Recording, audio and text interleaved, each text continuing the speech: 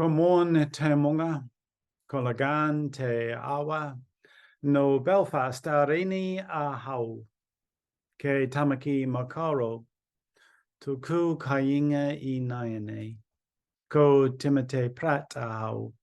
Well, kia ora, talofa lava, bula, maloilele, and very warm Pacific and Christian greetings. My name is Tim Pratt. I'm the new Director of Christian World Service, and having been in the role for just over a couple of months now, I'm still very much the new boy on the block, and I'm pleased to have this opportunity to be able to introduce myself to you. There are a couple of things you should know about me. Number one, family is important. This is the most important slide of my little presentation. This is Daisy von Rando, 1 year, 2 months old, or thereabouts.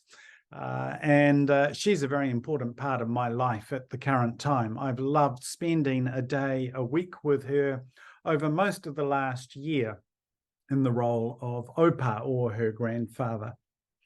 Now, apart from family, one of the other important parts of my life has been my journey of faith. And over the years, my faith has evolved. In fact, it's gone through at least 3 distinct stages. As a 13-year-old, faith for me was all about the psychological support, both the church and the Bible class or the youth group I was a part of offered me as my parents were amidst a divorce. And then during my teenage years, I started attending a Baptist church, and it was there that I sensed a call to ministry and ultimately became a Baptist pastor. This marked the second phase of my spiritual journey. For Baptists, as you might imagine, the Bible's pretty important, as was preaching and teaching the doctrines of our faith. It was all about what I believed. And I guess this naturally follows into the third iteration of my faith journey, was when I got to a point in my life that believing was no longer enough. That in fact, believing meant very little if it didn't impact what I do, how I lived my life, how I conduct myself, how I behaved. So my actions ended up reflecting something of the person of Jesus in the Gospels. CWS is an organization that exists to promote justice. It works to alleviate poverty. It provides humanitarian emergency aid. It's an organization that's centered on doing the stuff of actively caring for God's creation. I guess you could say CWS is focused on incarnation, Christ with us, on being the hands and feet of Christ in the world. So given where I'm currently at in my faith journey, it's no surprise when I was given the opportunity, I did hand in my chaplain's badge at the University of Auckland's Maclaurin Chapel. I jumped ship and I'm now with CWS, where we don't just talk faith, we do the stuff of faith as well. CWS is currently amid recreation. It's reimagining itself. Now, to be sure, its core values will remain unchanged. Its goals, its objectives will remain as they always have been. We are a Christian aid, development, and justice organization. But how we do the stuff of church-based aid and development has to change, for the simple reason that the world has changed. A few weeks back, I attended a conference of the Council of International Development, Aotearoa. It was one session which caught my attention that was taken by Stephen Ratuva. Now, Stephen isn't just any garden variety academic. In fact, he's a distinguished professor at the University of Canterbury. There aren't too many distinguished professors in New Zealand. It pretty much means he is at the absolute top, the peak of his academic game. His topic at the SID conference was on geopolitics in the Pacific. And for about 40 minutes, he talked off the cuff about one of his many books. He gave us a rundown of the history of pacts, accords, alliances, and treaties in the Pacific. If I was to sum up his session in a nutshell, it would be to say that his session was all about international security. It wasn't about Australia, New Zealand, the Pacific Islands at all. Rather, it was about China on one hand, the US on the other hand, and both of them vying control for what is our space. However, at the end of his lecture, it was question time. Someone pops their hand up and they say, look, thanks for the talk, but what about the crystal ball stuff? Future predictions. What are the big issues that you see in the Pacific over the next 5 or 10 years? Well, Stephen paused.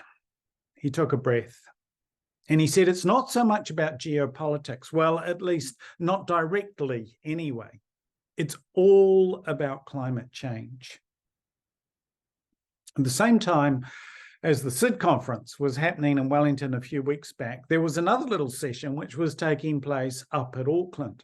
It was a collaboration between the Pacific Research Unit and the Faculty of Theological and Religious Studies at the University of Auckland. The guest speaker was Dr. Maina Talia from Tuvalu. Maina has just completed a PhD. It was entitled, Where Are You, God? Religion and Climate Change in the Pacific. As part of his presentation, he spoke of how his people were having to move their food planting to raised beds and to pots for the simple reason that there were increased levels of salt in the soil because of the rising seas. That right there is evidence-based.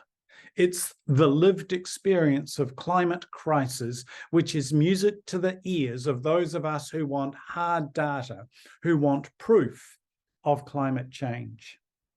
Now, Dr. Maina went on, and he identified that the next challenge for his people was when the sources of drinking water would also become contaminated from the salt in the sea. His PhD explores climate justice and the implication of the parable of the Good Samaritan. Its subtitle is, Am I Not Your Tuakoi?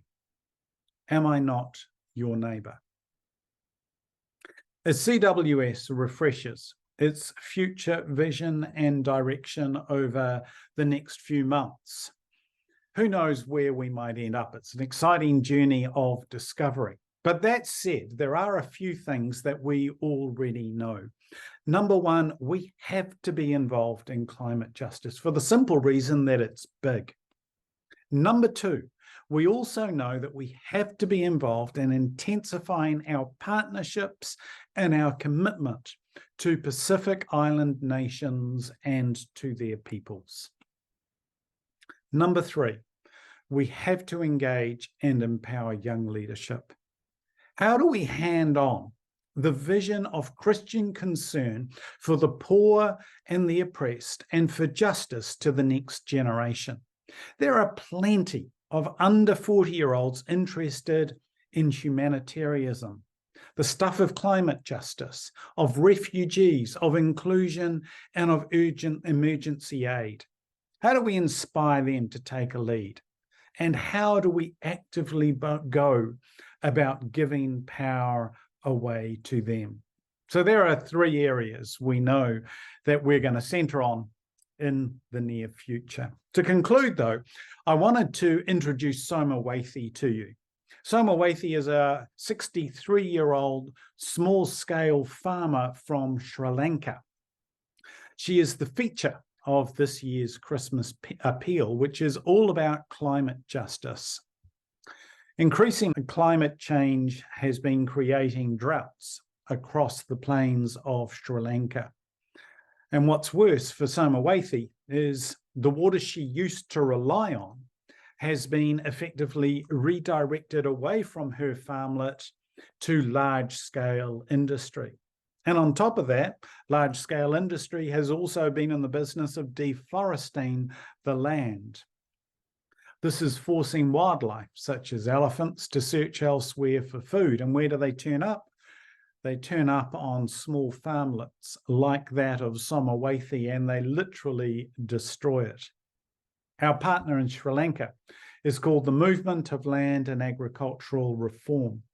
They engage in advocacy and teaching on sustainable agriculture to small farmers like Soma Weithi. We have church packs available for worship and for teaching resources during the season of Advent and for Christmas Day. To receive them, all you need to do is to get in touch with our office at 0800 747372, and we will be very happy to pass those on to you. Thank you for your time and for your support.